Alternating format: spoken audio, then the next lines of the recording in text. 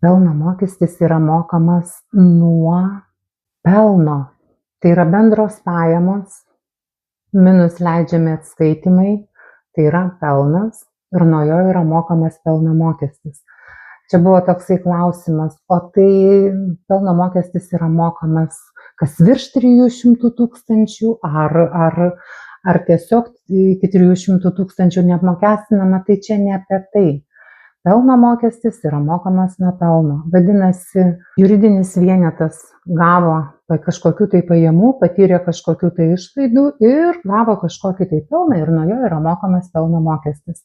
Vadinasi, 0% pirmus 2 metus naujai įsteigtiems juridiniams vienetams, o toliau jau priklauso nuo to, kokias pajamas generuoja ir dar kokius kitus pelno mokesčio įstatymo kriterijus atitinka. Ten, sakykime,